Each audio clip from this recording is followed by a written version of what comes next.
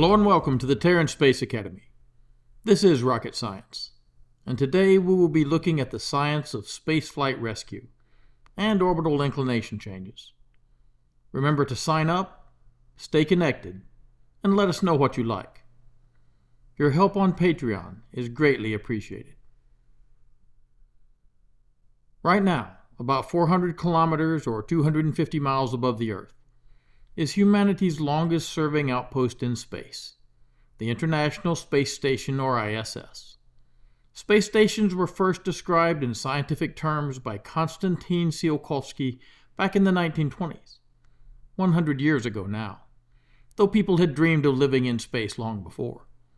Tsiolkovsky described airlock systems, solar energy usage, life support systems, and even the use of centrifugal force to generate artificial gravity. Someone will argue that's actually centripetal force and they're technically correct. Something we need, but have not yet accomplished in space. The first true space station to orbit the Earth was the Salyut 1. It had a total mass of about 18.5 metric tons, a little more than 40,500 pounds. It was 20 meters in length and 4 meters wide at its widest point.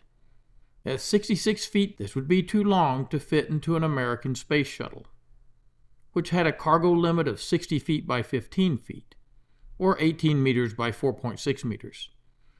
Salyut 1 was launched in 1971 aboard a Proton K rocket system, which gives us an opportunity to look at this remarkable vehicle. The Proton K looks like this. The original had 6 RD-253 Hypergolic rocket engines, designed by Valentin Glushko, a genius of rocket engineering.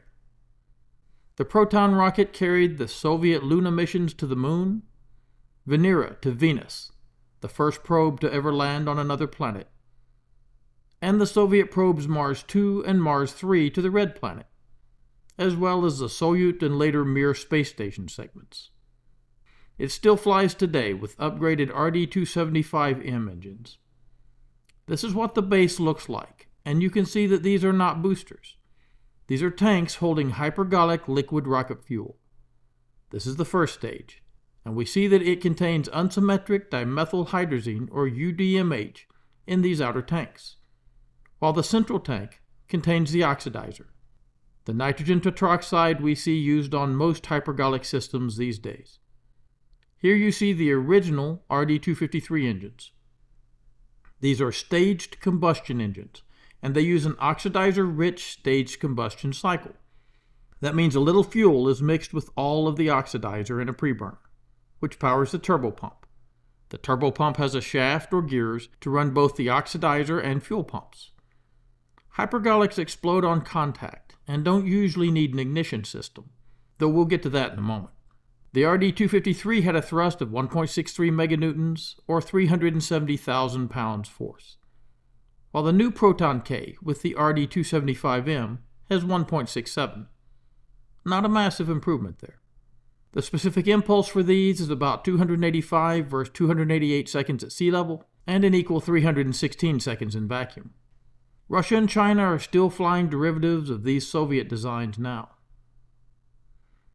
The United States has retired all of its hypergolic first stages, a process that started when a hypergolic Titan missile armed with a large nuclear warhead exploded in Damascus, Arkansas in 1980, launching the warhead several miles. But the Delta II, retired in 2011, had a hypergolic second stage on top of an RP-1 fueled first stage. The Ariane 5 also had a hypergolic second stage on top of a hydrogen-powered core stage with RP-1 boosters. It was retired in 2023.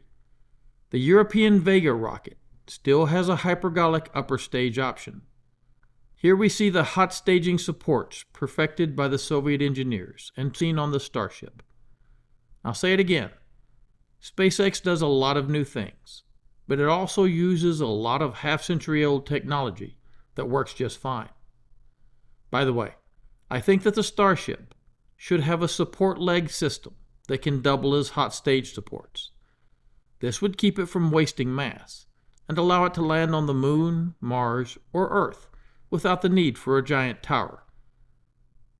This is critical if it ever hopes to carry passengers. and it obviates the need to catch the Starship itself in the air. But while the Starship Raptor engines are full flow stage combustion, the RD-0211 engine here is a gas generator cycle hypergolic rocket engine. The RD-0210 does not have a heat exchanger, by the way, while the RD-0211 does. This was also known as the 8D-412K and was developed in 1967. It has a thrust of 582 kilonewtons or 131,000 pounds, and is a single nozzle with thrust vector control. Vacuum-specific impulse is 326.5 seconds. Here we show an ignition system, which might seem confusing. You might think that since hypergolic propellants explode on contact, they wouldn't need one. That's what hypergolic means, after all. So why an ignition system? Well, when you start a preburner, you have to get things going first, since the preburner powers the pumps, and you don't want to try to start off at full power. So the igniter gets the preburner going, which powers the pumps that take it up to full power. Salyut 1 was launched in 1971 on a Proton K from the Baikonur Cosmodrome. It could hold a crew of 3. The first crew was sent up on Soyuz 10 on the 22nd of April. The Soyuz 10 had a launch mass of 6.5 metric tons, but when it tried to dock with Salyut 1, the automatic docking control system failed. A manual soft docking was achieved, but the computer thought something was wrong and started firing RCS thrusters, shoving the ship to one side and burning up a lot of propellant, and endangering the crew. The attempt was called off, and Soyuz 10 came back home after 2 days in space. Sometimes you have to know when to throw in the towel. Soyuz 11 was launched 2 months later with a new crew. They were able to dock with and enter the Salyut 1 station, staying on board for 22 days. When it was time to return to Earth, they boarded the Soyuz, undocked, and fired their engines retrograde, or against the direction of orbit, to re-enter the atmosphere and come home, jettisoning the orbital or work compartment and the service module on the way. The ship returned to Earth normally, but after radio blackout and parachute deployment, there was no response from the ship. When the capsule was opened, all 3 men were dead. It turned out that on the way back to Earth, a valve between the orbital module and the descent module had been jolted open. This happened because explosive bolts that were supposed to fire sequentially had fired at the same time, creating too strong of a shock and damaging the valve. The valve that was only supposed to open down in the atmosphere opened instead at an altitude of 168 kilometers, making these the first humans to die in space. Sudden depressurization quickly causes death, much faster than just holding your breath. The valve was impossible to find beneath the seats, by the way, and the flight recorder showed the men dead within 40 seconds of pressure loss, though it would have only taken 20 seconds for them to be non-functional. Spaceflight is new to humanity, and there are bound to be accidents, but that does not excuse incaution. All spacefaring nations today use pressure suits, just in case something like this happens again. The Soyuz 10 crew gave up on docking and came back home when their computers faulted. And right now, NASA is grappling with the question of what to do with Starliner. Some Boeing defenders claim that we are anti-Boeing and pro-Musk, as I mentioned in my public statement, arguing that the helium leak is not as serious as I say, and that it's just in the system that actuates valves and not in the propellant pressurization system. Here's my rebuttal. On the first orbital flight test, or OFT-1 for Starliner in December of 2019, the mission clock was found to have an 11-hour offset, reflecting a ridiculous lack of attention to detail and safety monitoring. The ship thought it was in an orbital insertion burn when it was not, and consumed most of its hypergolic propellant, making it impossible to complete its mission. It was returned from orbit safely and landed at White Sands in New Mexico after 2 days in space. 2 software errors were detected during this test. One was the timing error that prevented Starliner from completing its mission. The other was detected just before re-entry, and it would have interfered with thruster firing at service module separation by incorrectly translating the jettison thruster firing sequence. Either one of these could have resulted in the destruction of the spacecraft and loss of crew, and perhaps the ISS itself. This is not hyperbole. Firing engines when they are not supposed to, or not firing when they should, could absolutely kill everyone on Starliner and the ISS. There were 80 other issues with the Starliner that NASA wanted fixed before its next flight. But Boeing has said the rest of these are proprietary, and the public doesn't get to know what they are. I am not happy with this. Telling China how to do things wrong is not a matter of national security. OFT-2 did not start off much better. It was supposed to launch on October of 2020, but it wasn't ready until August of 2021, when 13 propulsion system valves failed to function properly. The ship was already on the Atlas V, and repairs could not be made on site. The ship was sent back to the Boeing factory, and Boeing blamed everything on Rocketdyne, the manufacturer of Starliner's orbital maneuvering and RCS systems. Aerojet argued that the valves weren't designed to hold back propellants for long periods of time while on Earth. That's because these hypergolics can leak past the valves and interact with moisture in the air. This had corroded the valves and caused the malfunction. In December of 2021, the entire service module was replaced. May of 2022, the Starliner finally launched. During that flight, 2 orbital maneuvering and attitude control system thrusters failed during orbital insertion. The ship compensated with the functioning engines and made it to the ISS. During docking, 2 RCS thrusters failed due to low chamber pressure. Thermal systems also showed some problems with the ship interior heating, but nothing critical. Despite all these problems, it completed its mission and flew back to Earth, landing safely. The 3rd orbital flight was aborted on the 1st of June due to ground support issues. And you all know that a helium leak was detected during that delay. And despite this, the ship was deemed safe for flight with crew.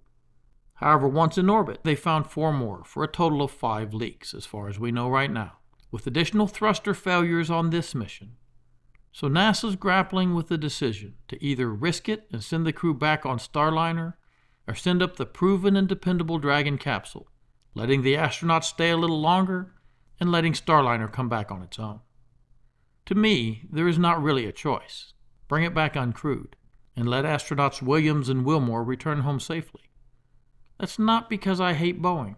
I absolutely do not. I hope they can get their act together and develop safe and dependable crew vehicles for flight. They have done fantastic things in the past, and easily have the engineers and resources to do it again. The question is, do they have the will to correct course? I'm afraid they won't, and I'm positive their embarrassment is not worth risking lives. But let's talk for a minute about what I consider to be a huge deficit in the planning of the ISS. If you're going to send people into space, you must have some plan to rescue them and get them home. If a meteor storm struck the ISS right now, damaging the docked ships and depressurizing the station, could surviving astronauts get to their suits in time? It all depends on where they are, where the punctures are, and if they can seal them off, and if their safety equipment and suits are available to them. They have oxygen candles that can chemically produce oxygen. That could keep them alive for a while. But what could we send to bring them back? As I write this, there are 12 human beings in space. 4 of them, Matthew Dominic, Michael Barrett, Jeanette Epps, and Alexander Grabinkin, came up March 4th on a Dragon capsule. 3 more, Oleg Kononenko, Tracy Dyson, and Nikolai Chub, came up March 23rd on a Soyuz capsule.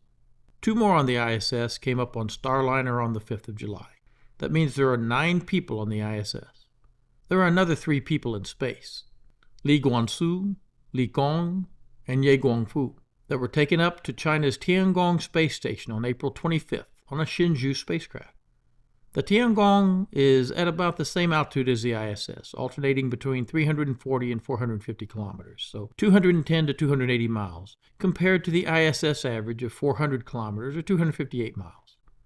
The Tiangong, by the way, at 100 metric tons, is about 1/5 the mass of the ISS, about the size of the old Soviet Mir space station.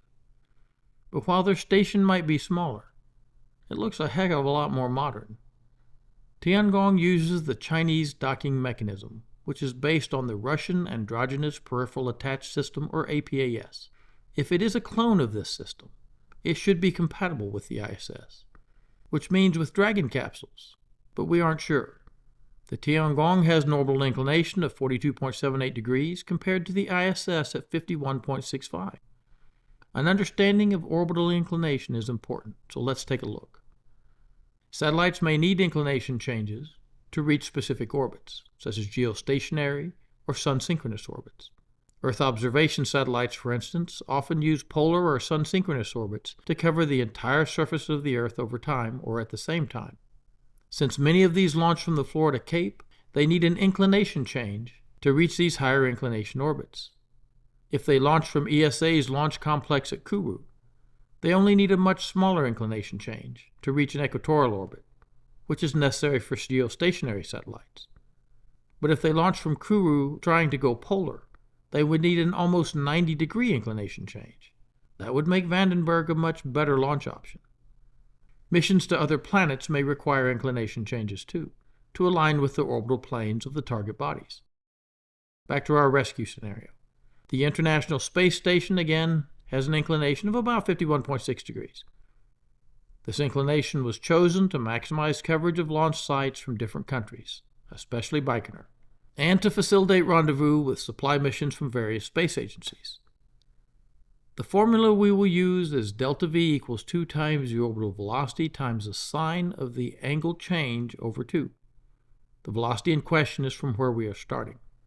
The orbital velocity is calculated for a circular orbit using this formula.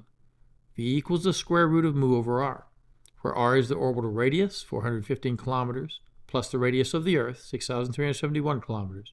So 6,786 kilometers, or 6,786,000 meters for the ISS. It's 6,716,000 meters for Tiangong, and we'll need that later. And mu is the Earth's gravitational perimeter, 3.986 times 10 to the 14th meters cubed over seconds squared.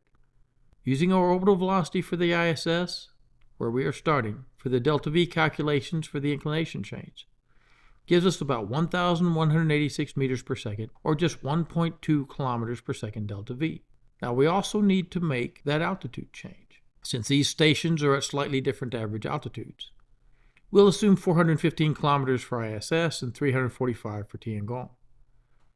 To drop these 70 kilometers, we see that we will need to go from 7,664 meters per second at the ISS to 7,704 meters per second at Tiangong. Lower stable orbits must move faster to counteract the force of gravity, and stay in freefall, as the force of gravity is more powerful as you go lower. That means the Tiangong, from the perspective of the ISS, slowly catches up and passes by underneath, gradually disappearing over the horizon. The math here is easy. To go from 7,664 to 7,704 is a change in velocity of 40 meters per second. We add that to our 1,186 and get 1,226, or 1.23 kilometers per second. Do spaceships like the Dragon capsule have that much delta V reserve? The delivering rocket stage of a spaceship usually handles orbital insertion, and once released, the spaceship needs maybe 20 more meters per second of delta V for minor adjustments. The ship then needs about 100 meters per second for ISS docking maneuvers. This includes going from a lower orbit to catch up, to an equal altitude orbit to dock, with at least a final 150 meters per second delta V needed to lower the perigee for re-entry. That gives us a total of about 300 meters per second, which is probably about what the SpaceX Dragon capsule has in its Draco thrusters. That should mean we couldn't just fly from the ISS to the Tiangong to rescue the Chinese taikonauts on board if they had an emergency that damaged the station and took out their Shenzhou-18. The most likely scenario for this to happen is for a thruster to misfire or malfunction on a docking or departing spacecraft. I'm looking at you, Starliner. It looks like they would be doomed, but we must recall, however, that the SpaceX Dragon capsule has Super Draco engines also, to carry it to safety in case of an in-flight emergency. Since it obviously didn't need these on the way up, we can have a program uploaded from Hawthorne to use them up here in orbit. Using the Draco thrusters to get us a safe distance from the ISS, and then the Super Dracos could fire at the right time to make our inclination change, and then drop our altitude. Now we can get to Tiangong and save everyone, with plenty of reserve to re-enter anywhere along our orbital path. The ISS currently has a fairly large crew, and one Dragon capsule couldn't carry them all right now. That's why 2 spacecraft are kept on the ISS to serve as lifeboats. Right now, that's Soyuz MS-24 and the Crew Dragon Endurance, for a total capacity of 10 astronauts. But if something like a meteor shower or solar storm damaged everything, we would need to launch from Earth to save them. With a 3-crew ship and insufficient Delta V, the Chinese crew definitely couldn't perform a rescue of the ISS. Estimated accelerated launch times for Roscosmos and SpaceX would still take up to 2 months. The maximum capacity of the SpaceX Dragon capsule is again 7 astronauts. With 9 people on the ISS right now, you would need to launch at least 2 Dragon capsules, or 1 Dragon capsule and a Soyuz. A Chinese Shenzhou could be sent up from Earth on the right trajectory also, even if it couldn't dock. Pressure suits would allow emergency transfer along a cable, but this would still take at least weeks and almost certainly months to get organized, and the astronauts might not have months. NASA, at one time, had designed the HL-20. This was a passenger-only shuttle system that could safely carry up to 20 astronauts to and from space. The idea was scrapped for the larger Space Shuttle crew with cargo system we all know, which ended up being too expensive and perhaps too dangerous to continue flying.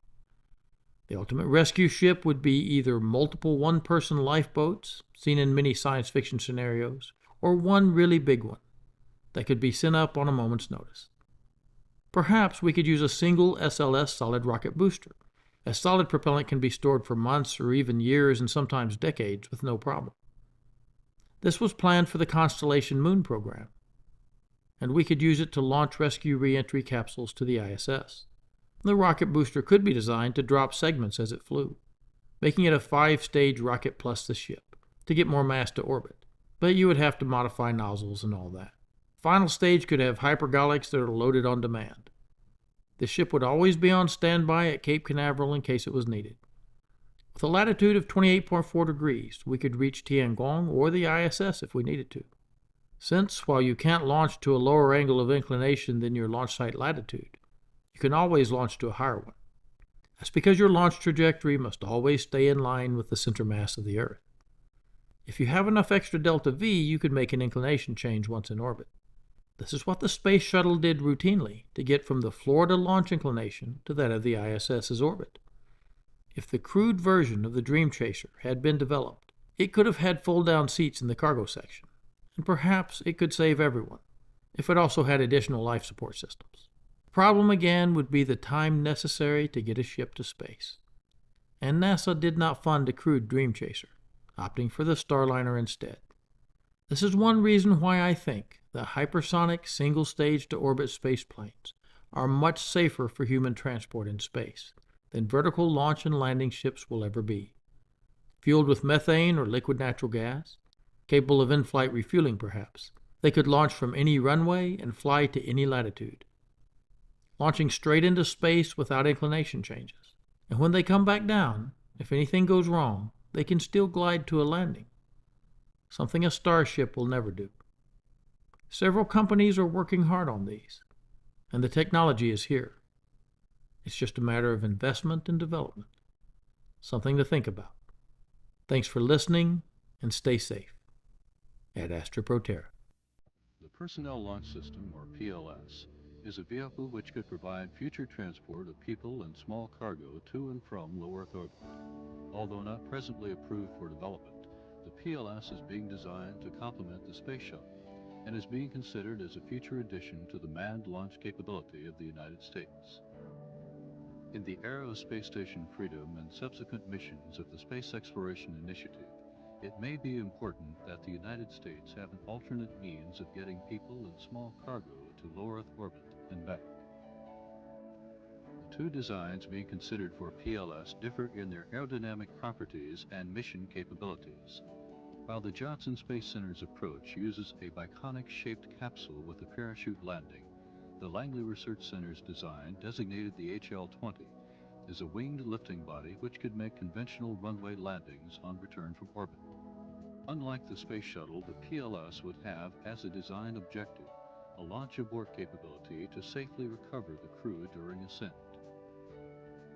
Predating and influencing the design of the Space Shuttle, several lifting body aircraft, including the HL-10, were flown by test pilots during the period from 1966 to 1975. Over the past few years, the HL-20 has undergone considerable analysis at Langley, and has evolved into a mature design with capabilities which adequately satisfy the PLS design and mission requirements. A lifting body spacecraft such as the HL-20 and the HL-10 shown here would have several advantages over other shapes. The spacecraft would fly over large land areas and the number of available landing opportunities would be increased. Wheeled runway landings would be possible, permitting simple, cost-effective precision recovery at many sites around the world, including the Kennedy Space Center launch site. The primary mission of the PLS would be to deliver passengers to the space station Freedom. Typically, a space station crew of 8 would be delivered by a 2-person PLS flight crew.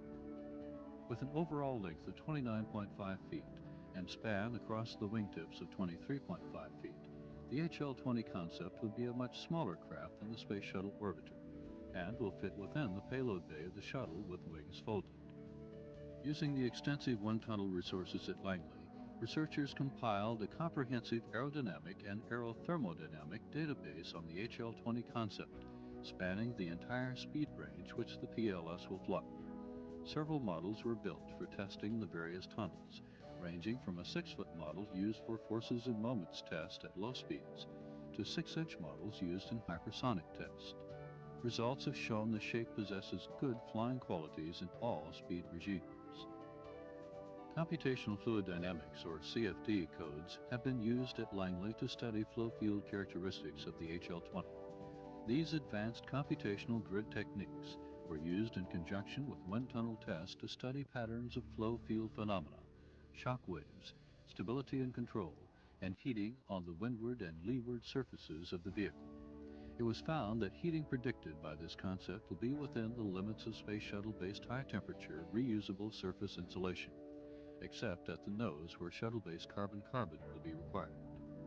In addition to computer modeling of vehicle controllability during entry, a flight simulator has been set up at Langley to permit pilots to study the final landing phase of flight. Starting at 15,000 feet, the simulation presents a realistic view of the approach to a runway landing. Using a side-stick controller and a minimum of instrumentation, pilots, including one who flew the X-15 rocket plane and the lifting bodies, have demonstrated this configuration to be controllable and capable of pinpoint landings. A cooperative agreement between NASA and North Carolina State and North Carolina A&T universities led to the construction of a full-scale model of the HL-20 PLS for use in further research of this concept. With requirements furnished by Langley, university instructors and students designed the research model during their 1990 spring semester, with construction following during the summer. The research objectives of the HL-20 model are to assess crew ingress and egress operations, assess crew volume and habitability, examine fit checks of various subsystems arrangements, and determine visibility requirements for the crew during critical docking and landing operations. The model will be moved to the Langley Research Center where human factors research will be conducted. Later, the model will be located at the Johnson Space Center, where the research effort will involve members of the astronaut corps who will evaluate the HL-20 for operations efficiency. The Langley Research Center has defined a lifting body PLS for assured manned access to space for future U.S. space missions.